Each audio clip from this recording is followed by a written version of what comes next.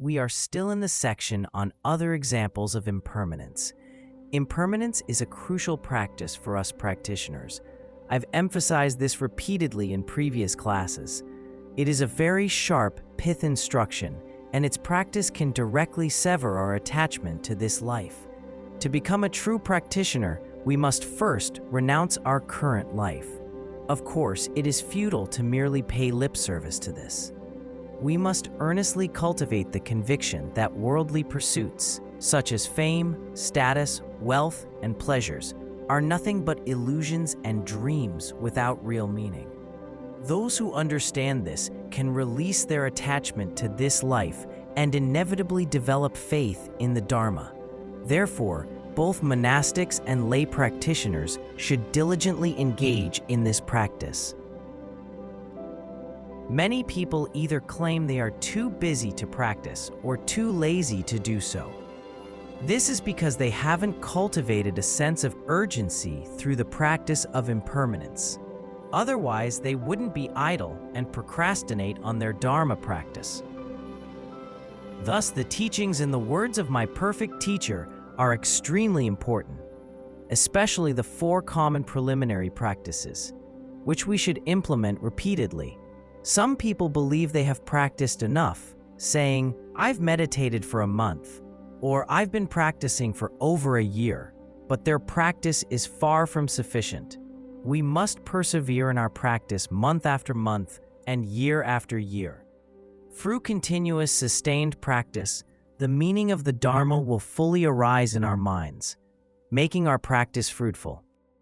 Dzongtsar Khyentse Rinpoche shared that his root lama, Dilgo Khyentse Rinpoche, always carried a copy of the words of my perfect teacher with him throughout his life, no matter where he went. It was a long-standing routine for Dilgo Khyentse Rinpoche to read a few pages of the text after each morning practice.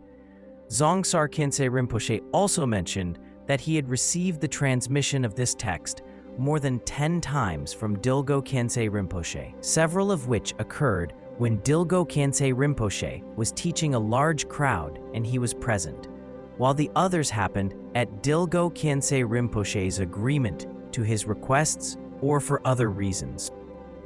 As you know, Dilgo Khyentse Rinpoche was widely recognized as a great accomplished master and a highly realized yogi in both the Tibetan region and India. If a great master like him never took the words of my perfect teacher lightly and didn't consider the text to be basic or merely for beginners, then we, the descendant practitioners, should not pay it little attention. Sometimes when I went to see a doctor elsewhere, some people from Larangar visited me in the hospital. I often asked them, "What do you have in your bag?" Some hesitated to tell me. Perhaps they had a stack of cash inside and were afraid I would confiscate it. Others replied, "It's a copy of the words of my perfect teacher." This response made me very happy. If a practitioner can place such importance on the text, they will inevitably receive some benefits, to a greater or lesser extent. Consider this. If a great master like Dilgo Khyentse Rinpoche carried the text with him throughout his life, why shouldn't we give it great importance? Dharma practice is not merely a short-term endeavor or simply about receiving a transmission.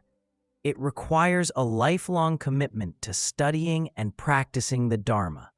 There is a reason why Patrul Rinpoche listened to the ngondro teachings many times from Jigme Gyalwai Nyugu, who also heard the teachings repeatedly from Jigme Lingpa.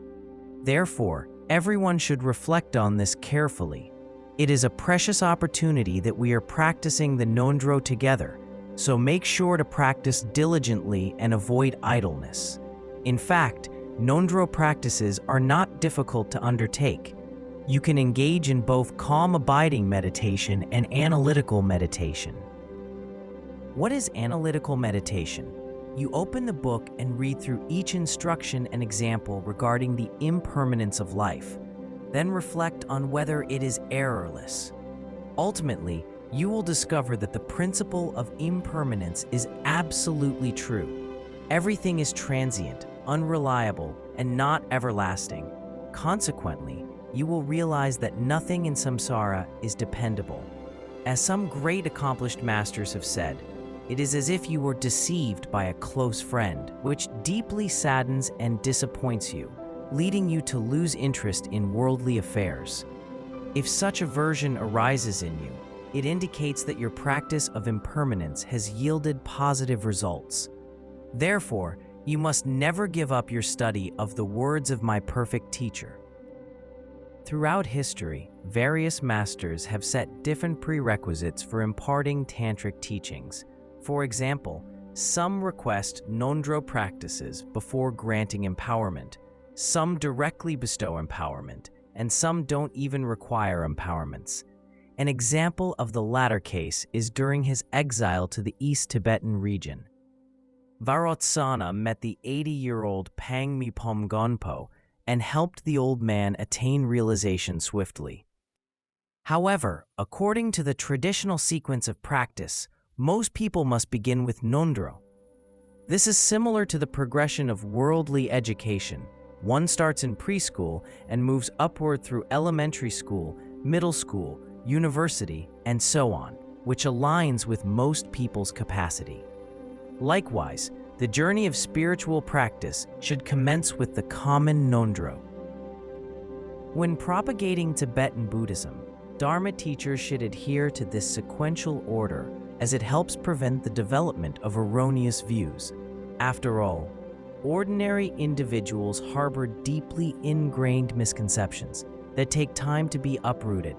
It is only through step-by-step practice that we can gradually cultivate the corresponding spiritual experiences, ultimately have the opportunity to attain realization. Therefore, practitioners must prioritize ngondro. We cannot merely discuss it. Rather, we must put each instruction into genuine practice through both calm abiding meditation and analytical meditation. The Larangar Sangha has been engaged in these common preliminaries for over 100 days, and the results have been quite promising. However, we must continue this practice, as the longer we dedicate ourselves to it. If you successfully practice the common preliminaries, your future spiritual journey will resemble that of the lineage disciples of Lama Yukhak, who hardly regressed when encountering any obstacle or adverse conditions. Now let's move on to the next part of this section. Fortune and sorrow are so unpredictable. Some may wonder, someone has committed heinous crimes, such as killing, yet it seems he doesn't suffer for this. Instead, his business thrives, and his life appears very happy. Does this mean that the law of karma, virtuous actions bring happiness, while vice leads to suffering, is failing? It is not. Upon careful examination, you'll find that the negative actions he is currently committing may not yield immediate consequences, whereas the happiness he is experiencing now results from his past good deeds. Therefore, the law of karma never fails. If a person accumulates wealth through wrongdoing, although he may enjoy temporary happiness, he will ultimately face endless suffering. Long ago in the kingdom of Aparantaka, there was a rain of grain lasting 7 days, followed by a rain of clothes for another 7 days, and a rain of precious jewels for 7 days more. And finally, a rain of earth fell, burying all the people beneath it. After death, they were reborn in the lower realms. There is a true story quoted in Buddhism and science. One day, a skilled doctor attended to a woman in her 40s at his clinic. The woman made clucking noises like a chicken and exhibited severe body tremors, with her hands extending outward like chicken wings. She complained of a sore throat and requested treatment.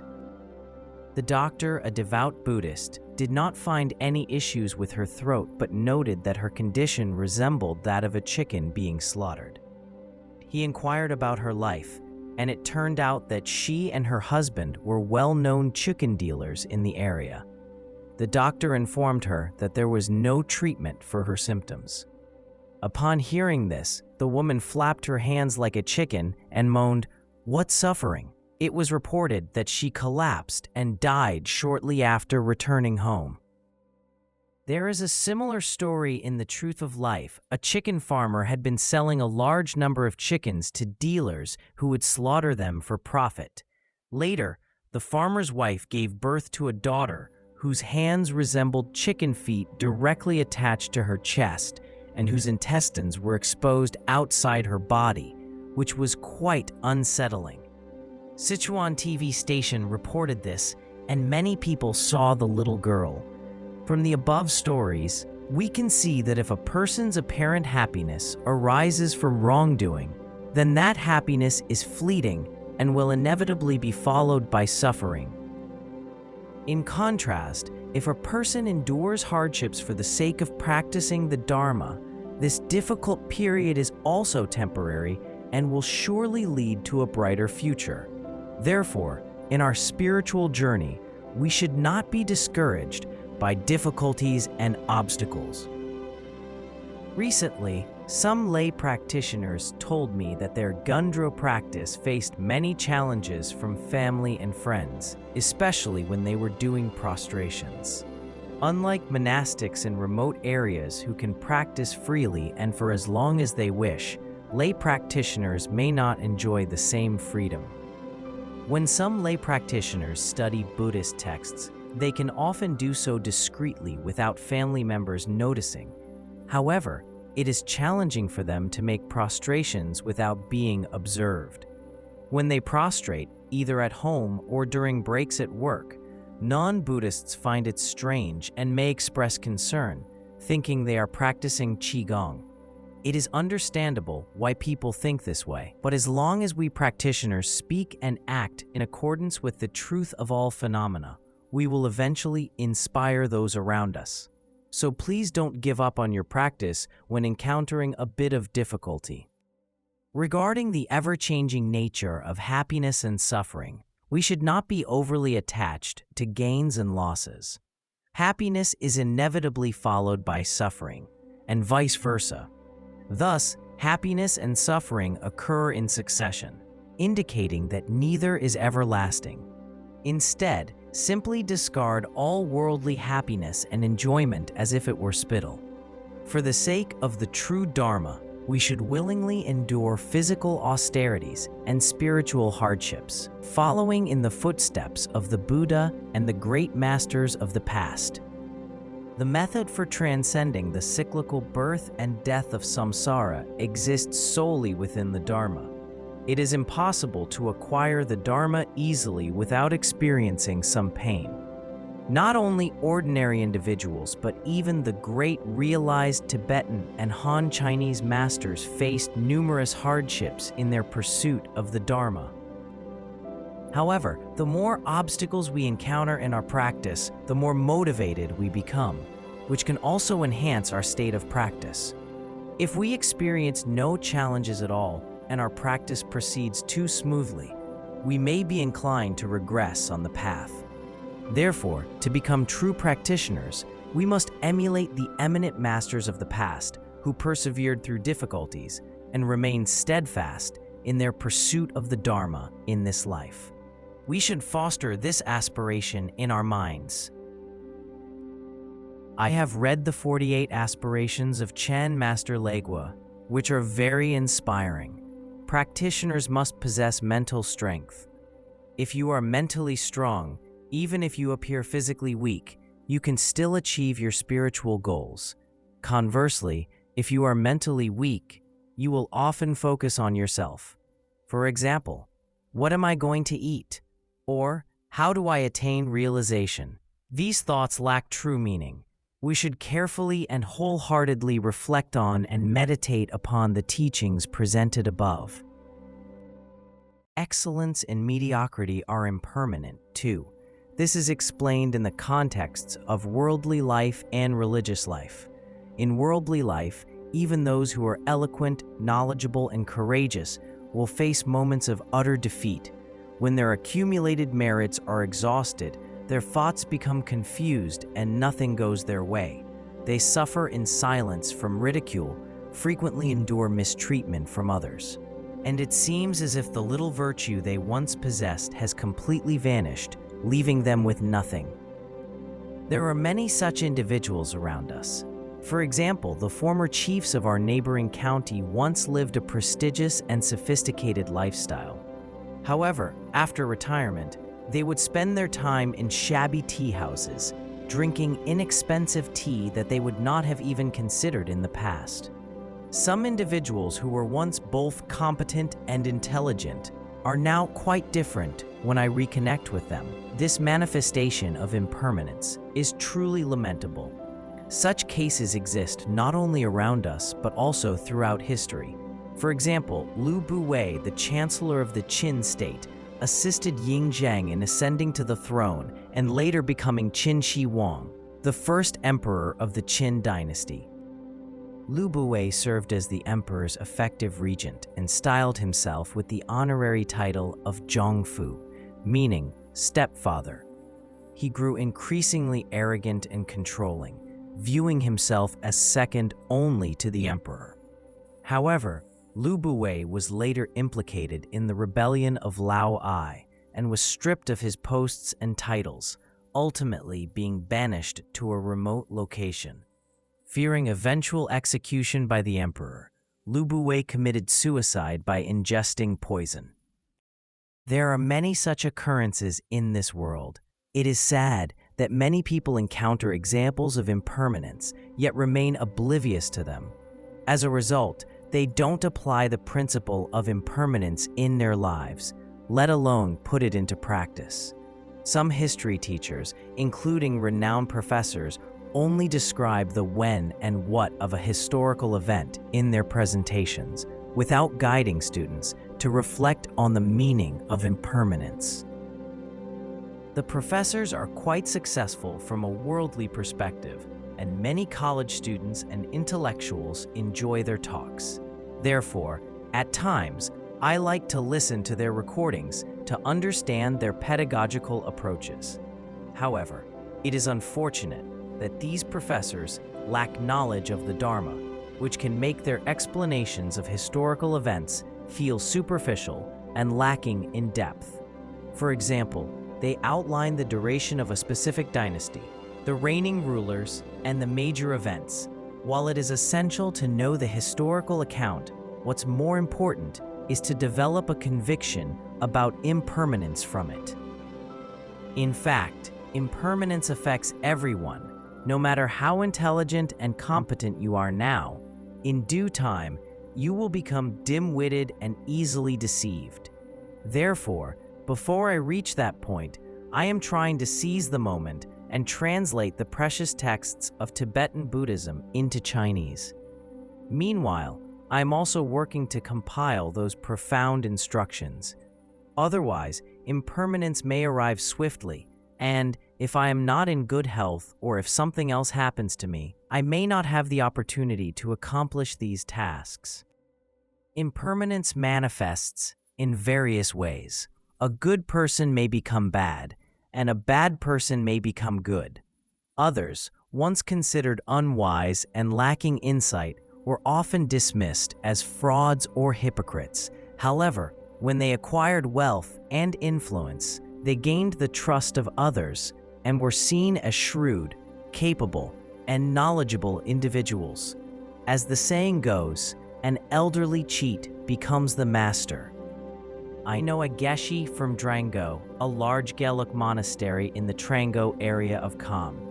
20 years ago, he was an illiterate lay practitioner working near the monastery. At that time, many people looked down on him. Later, he developed renunciation, went to India, and studied the Dharma for 20 years. Initially, he didn't understand a word, but through diligent study, he attained a Geshe degree.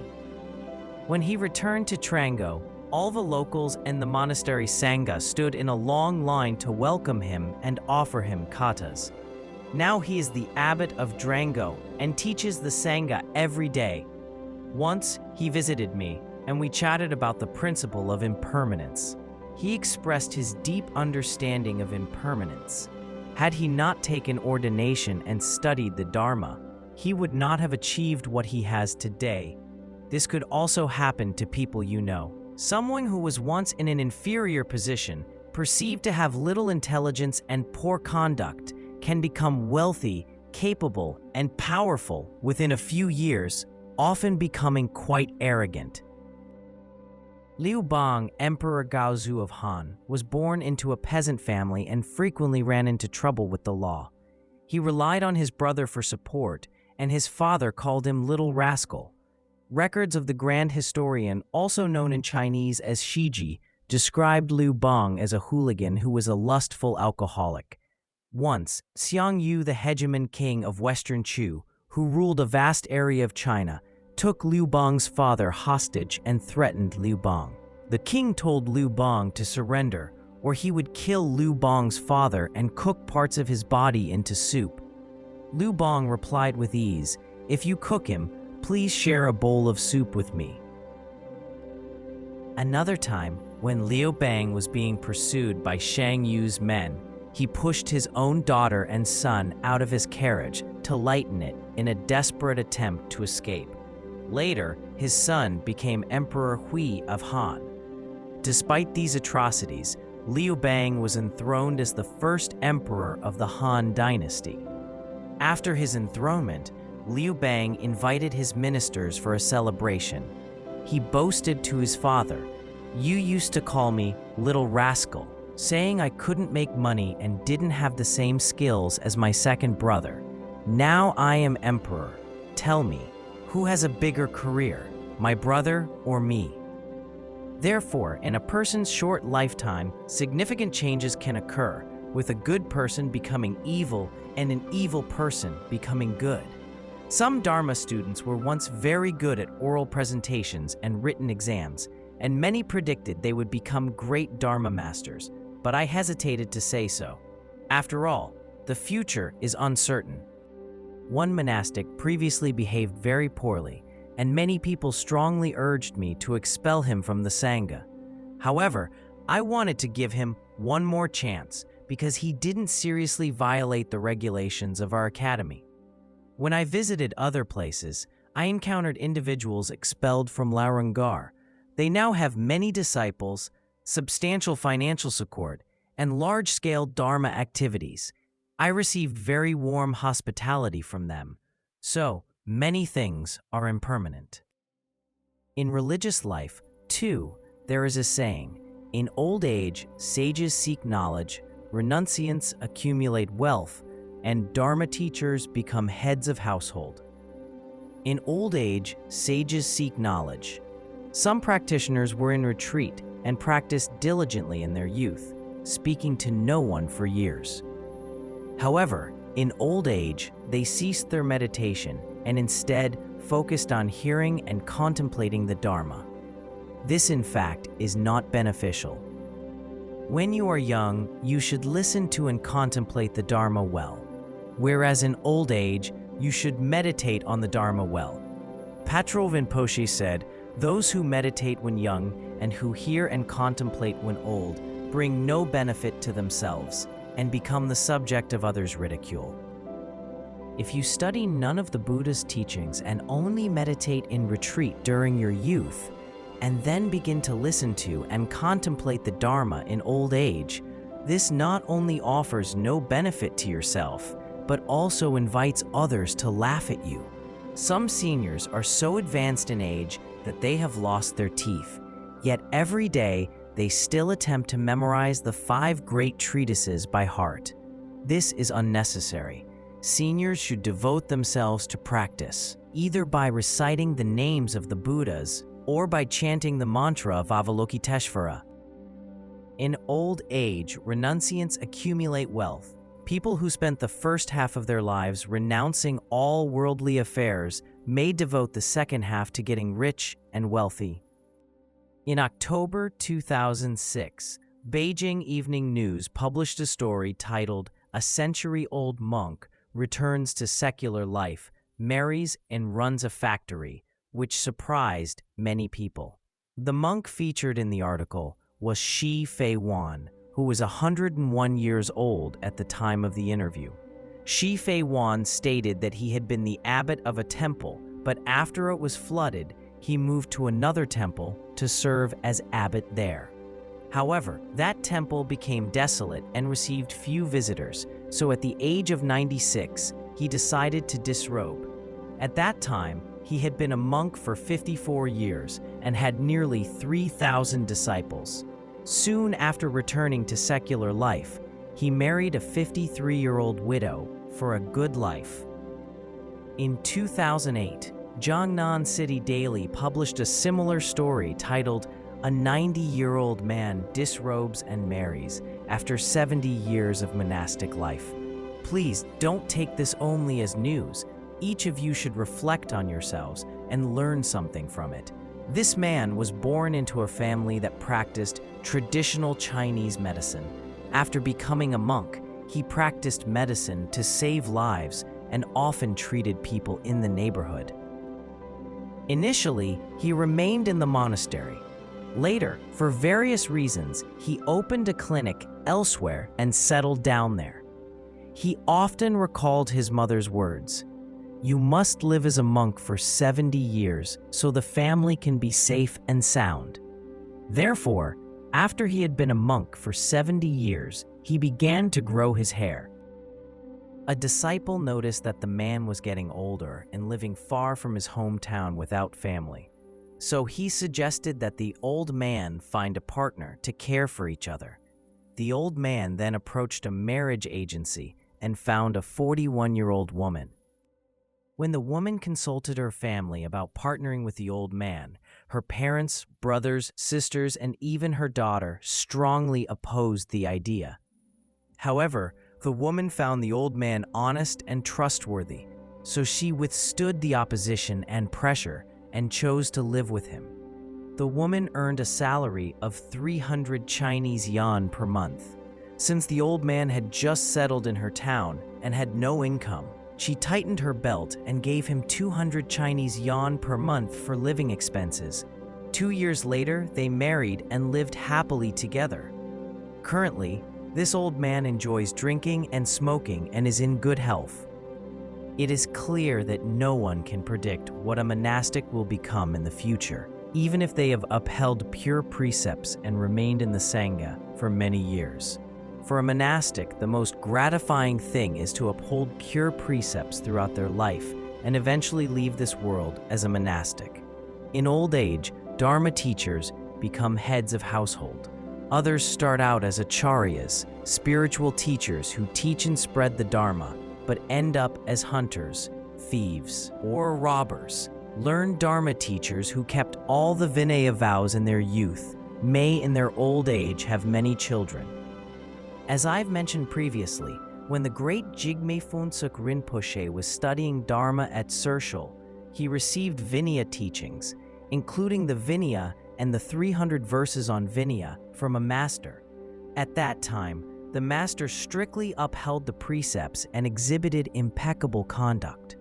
Thubga Rinpoche spoke highly of him, and many disciples received precepts or Vinaya teachings from him. Later, when the great Jigme Phuntsuk Rinpoche returned to Sershul in 1996, the master had returned to secular life and fathered a child. Upon seeing Jigme Phuntsuk Rinpoche, he bowed to him, recognizing Phuntsuk Rinpoche as a great Dharma master. Phuntsuk Rinpoche also bowed to the master, acknowledging that he had received his Vinaya teachings. Thus, the two of them bowed to each other in mutual respect. I wasn't present for this event. It was one of Jigme Phuntsuk Rinpoche's attendants who relayed the story to me. The great Jigme Phuntsuk Rinpoche often praised and expressed his respect for this master during his own teachings. A Khenpo in my home monastery used to uphold pure precepts in his youth and was on equal footing with the abbot and tulkus. Later, during the Cultural Revolution, he not only broke his precepts and fathered more than a dozen children, but also slandered the Dharma and beat his root lama during the struggle sessions. What a tragic transformation. He died a few years ago, and I heard that it was a very miserable death. From what happens around us, we can see that everything is impermanent, including our spiritual practice.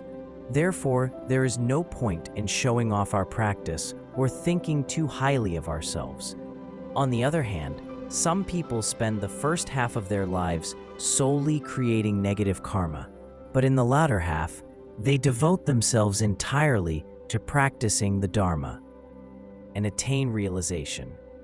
Even if they do not achieve realization, they have already taken refuge in Buddhism and are reborn in a pure land after death. Yesterday, a Dharma practitioner mentioned that he had worked as a butcher for 2 or 3 years and had killed many sheep. He realized that he must now purify his wrongdoings and practice diligently. Another practitioner shared that to repent his negative actions, he undertook a pilgrimage to Mount Wutai, Mount Juhua, and Mount Putuo, performing full prostrations every 3 steps. Although he has not yet made the pilgrimage to Mount Emei, the final of the 4 sacred mountains of Buddhism in China, he has vowed to do so. By taking these steps, even those who have previously committed serious wrongdoings can still become good practitioners. Therefore, the manifestations of virtue and vice at present can change in an instant. Nothing remains constant or unbreakable. You might occasionally develop a fleeting sense of renunciation and worldly weariness, only to superficially practice a distorted version of the Dharma. Yet, worldly individuals regard them as remarkable figures.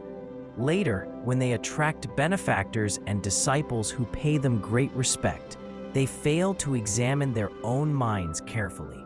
Instead, they genuinely believe, "I have achieved something great."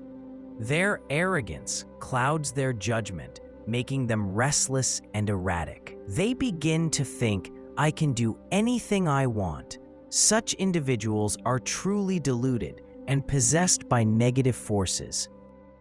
We must be aware that Patrul Rinpoche's "The Words of My Perfect Teacher" is filled with pith instructions. During my teachings, I sometimes cannot provide extensive explanations due to time constraints.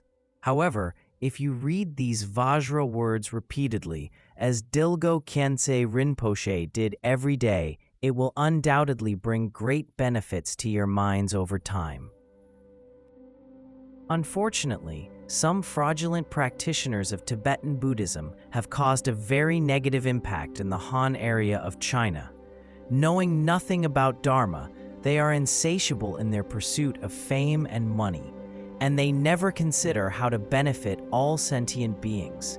In such cases, even if they teach in the name of Dharma, it won't be long before people recognize their true nature. After all, some individuals today are quite vigilant and discerning. They even disapprove of qualified teachers and develop various wrong views toward them, let alone point fingers at these charlatans. Therefore, please pay attention to this. Otherwise, some individuals, once they acquire money and power, may begin to disrespect the Guru and the 3 jewels. They disregard proper conduct, acting as if they are not bound by the law of karma. They have been completely deceived by negative forces. Some individuals who once stayed at Larangar exemplified this behavior. They used to study the Dharma diligently and thrive on everything. But after leaving Larangar and settling elsewhere, they began to accumulate wealth and followers, ultimately developing inflated opinions of themselves. Upon hearing of these charlatans' deeds and witnessing their behavior, I feel pity for them. They have achieved no state of realization, yet they dare to boast of their achievements. When they are exposed in one location, they simply move to another and continue their deception. Some of their disciples, lacking clarity of mind, follow them everywhere in a daze. How sad. A person once told me, some so-called tulkus from the Tibetan region are unreasonable for this reason and that. I immediately countered, saying, some lay practitioners from the Han region of China are also unreasonable, as the prerequisite for following a guru is a mutual examination between the guru and the disciple. One shouldn't follow a guru like a hungry dog encountering a piece of meat and devouring it immediately. Some people treat the Dharma as a commodity, which leads to significant faults. I hope you won't be like this. To avoid being tricked by negative forces, you should frequently consult the pith instructions in this text and practice ngondro, while also sincerely praying to Padmasambhava and the 21 Taras. Even if you don't know other prayers, you should recite the Padmasambhava mantra and the Tara mantra. This is also the advice of many eminent masters from the past. In my case, although I may not have fully implemented all the teachings given by my teachers, I have been praying to Padmasambhava for many years. This has allowed me to maintain my practice amidst this age of great turmoil. Therefore, whenever you have the opportunity, you should also consistently pray to Padmasambhava. By doing so, you won't be deceived by negative forces, as stated in Orgyen Tenzin Norbu's In Praise of Precepts. Before one has eradicated self-clinging and realized the wisdom of no self to attain the sublime state of a noble being, the appearances of virtue and vice do not endure. If you have attained the fruit of realization, you need not worry about any negative changes in behavior. However, if you have neither uprooted self-clinging nor developed the wisdom of emptiness, then both excellence and mediocrity are impermanent. It may be that today you wish to practice diligently, but later you might engage in a spree of wrongdoings as if possessed by a demon. As mentioned earlier, it is quite sad if a monk chooses to disrobe in his 90s. Contemplate constantly on death and impermanence. Examine the faults within your own minds and remain humble. A practitioner doesn't need great fame or abundant wealth. Having basic living provisions is sufficient. A practitioner should always adopt a humble position and act in accordance with the Dharma. Patrul Rinpoche said, "Only by practicing the Dharma impeccably can we propagate the Dharma and benefit beings." However, some people are shameless. They're unaware that they are actually bad individuals and continue to boast about their greatness. Alas, a truly eminent master or a practitioner with genuine realization will never brag about themselves. They will only reflect on their own faults. Cultivate a sense of renunciation with samsara and desire for liberation. Our body, speech, and mind should be calm, disciplined, and cautious.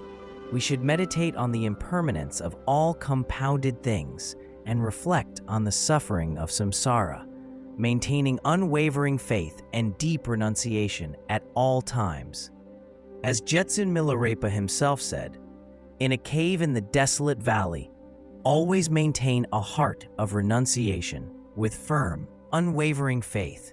I will never part from you, my Guru, Buddha of the 3 times." When a true practitioner practices in an isolated cave, he becomes consistently disenchanted with samsara. He maintains unwavering faith in the 3 jewels, and this faith does not waver from day to day. Faith and renunciation are the foundations of the Dharma. According to Kadampa teachings, there are 4 primary sources for cultivating faith. 1. Following a qualified teacher. 2. Associating with a good Dharma friend. 3. Reflecting on impermanence. 4. Studying Buddhist scriptures. We must adhere to these instructions and put them into practice. Otherwise, it is impossible to determine what one will become in the future, as temporary discursive thoughts are impermanent. There was once a man who, after experiencing betrayal by close friends and abandonment by others, turned to Buddhism. Through diligent practice, he became an extraordinary monk named Tangpa Bhikshu, having control over energy and mind and the ability to fly in the sky. One day, while making offerings to hungry spirits, he attracted a large gathering of pigeons. Seeing this, he thought to himself, "If only I had such a vast army, I could exterminate my enemies." Because he failed to transform this negative thought, he later disrobed and became a military leader. Sometimes, a fleeting thought can lead to a terrible consequence. Emperor Shunji of the Qing dynasty said in his verses of ordination, "Exchanging the purple kashaya for a golden robe is all because of a single erroneous thought in the past. As I was originally an itinerant monk from the West, how did I end up being born into the imperial family?" In the record of Water Mirror Turning Back Heaven, Master Xuan Hua shared a story about Emperor Chongzhen, the 16th and last emperor of the Ming dynasty. In his previous life, Emperor Chongzhen was a monk earnestly pursuing the Dharma.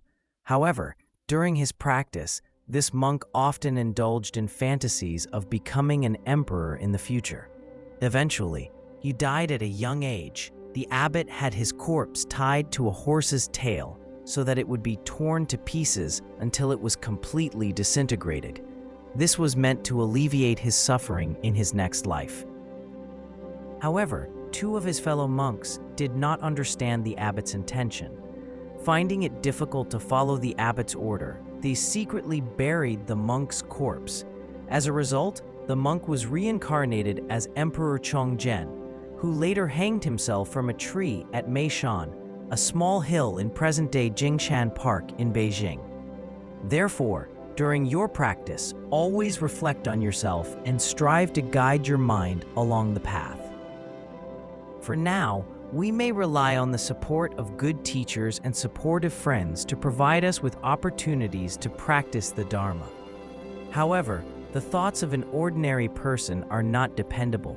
Therefore, we should diligently practice the Dharma day and night and remain committed to our practice for as long as we live. As for remain committed to our practice for as long as we live, it reminds me of a story about Su Shi, the Chinese poet of the Song dynasty, whom I mentioned in the previous teaching.